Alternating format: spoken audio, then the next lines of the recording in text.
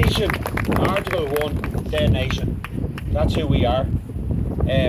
All statutes and acts coming into this constitution are now null and void. And let me tell you that. It's over for them. It's like what I told you, the story with the man in court who never appeared with his court. This has never appeared in front of the government on these lands, as my understanding, until the 15th of June 2022 in this capacity. So now we are giving them the opportunity. And I know Rolf corrected me there about the terms of this treaty. Was it signed or not signed? And it was fraudulently signed. Thank you for correcting me, because I stand here to be corrected at any given time by any man or woman. Please don't feel free to do that. So what the point I was getting to there is all of these people have been legislated and coerced into these behaviours and learnings and indoctrinated. Therefore, I offer, on behalf of my family, forgiveness for every man and woman for what they have done, if they step out and stand with the people. Otherwise, for them, not for me, there is an article in there, Article 39. Now I suggest they read that before they make their decision. So I believe now this is happening in Ireland. I'm going to talk about the nation and the democratic programme of the First Dáil, who were men and women who stood up and protected exactly what we're doing now, and they called themselves, at the time, they gave themselves the name Sinn Féin. Rory, just one thing about the First Dáil, which is very important, is Please, yeah. all proceedings on the day in the First Dáil, the 21st of January, was conducted in what language? Can you guess? Can you guess what language? Irish. All proceedings on the Dáil was conducted in Irish. Gaelic, Irish, Yeah. we're talking about. Irish, no English law. Was the very first German government, did they speak French? Did the Chinese speak Japanese? No. Rolf, sorry, but that in itself was your learning. And this is the reason people are afraid to speak. Because they're afraid to be corrected. Afraid, like me, to stand up and say, I was defrauded. I thought I was right and I was wrong. I knew taking a vaccine would be wrong. Other people thought that was alright. Now it's been proven to be wrong. We're standing here saying that we proved Irish law. Now, unless you want to correct us, which Ralph has just done there, the First Dáil was read out in Gaelic. Okay? They read out one document in English only, the Declaration of Independence. Everything else was in Irish. Yeah, the Declaration. And it's a programme for government, and this was printed the morning of the very first sitting of Dáil Éireann by a woman called Sandra McLennan at 0:12 hours, which was 6:12 in the morning, and was read out as the democratic programme of the First Dáil. Now remember Article 1, the nation. Maybe hold that for me, would you? Follow my fingers, you know. I used to get a slap in the head doing this in school. I remember I couldn't spell potatoes and I wrote spuds, and the teacher was going mental. I didn't look after. So here we go.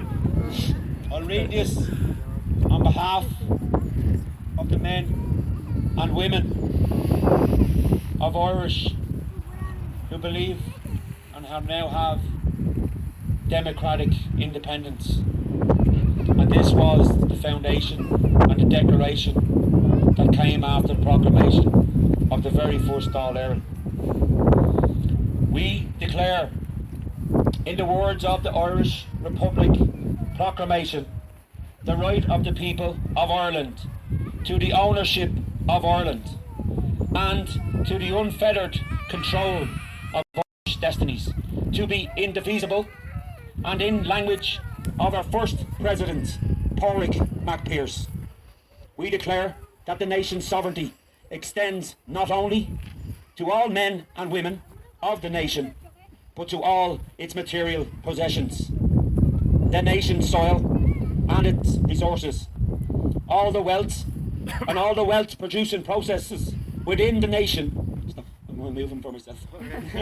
I'm moving for myself. Sorry. And with him, we affirm that all right to private... Will I start again because I broke? No. All right to private property must be subordinated to the public right and welfare. We declare that the desire of our country to be ruled in accordance with the principles of liberty, equality and justice for all. We alone secure permanence of government in the willing adhesion of the people. We affirm the duty of every man and woman to give allegiance to the service of the Commonwealth and declare its duty of the nation to assure that every citizen shall have opportunity to spend his or her strength and faculties in service of the people in return for willing services. We, in the name of the Irish Republic, declare every right of every citizen to adequate share of produce of the nation's labour.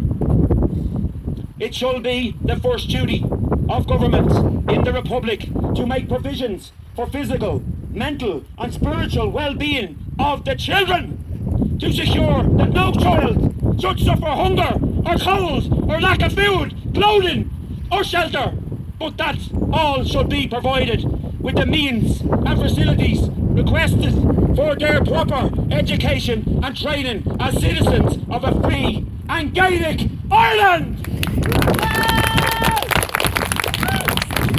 The Irish Republic fully realises the necessity of abolishing the present odious, degrading and foreign poor law system, substituting therefore a sympathetic native scheme for the care of the nation's aged and infirm, who shall not be regarded as a burden, but rather entitled to the nation's gratitude and consideration. Likewise, it shall be the duty of the Republic to such measures and will safeguard the health of the people and ensure physical and well-being as a moral well-being of the nation. We shall be our duty to promote development of the nation's resources, to increase the productivity of its soil, to exploit its mineral deposits, peat, bogs and fisheries and waterways and harbours in the interests for the benefit of the Irish people.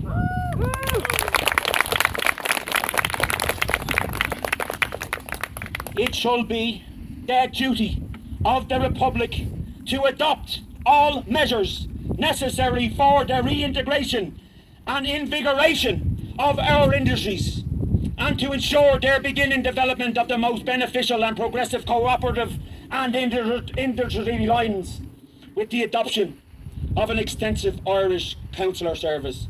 Trade with foreign nations shall be reviewed of terms of mutual advantage and goodwill, and while undertaking the organisation of the nation's trade, import and export, it shall be the duty of the Republic to prevent the shipment from Ireland of food, other necessaries, until the wants of the Irish people are fully satisfied and the future provided for.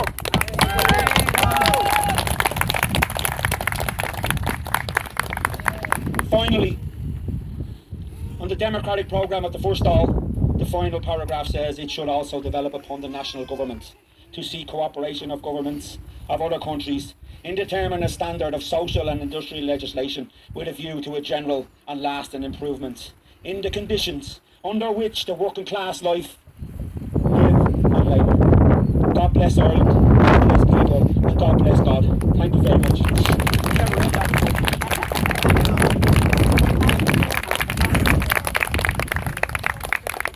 Very pretty there. Let her rip that.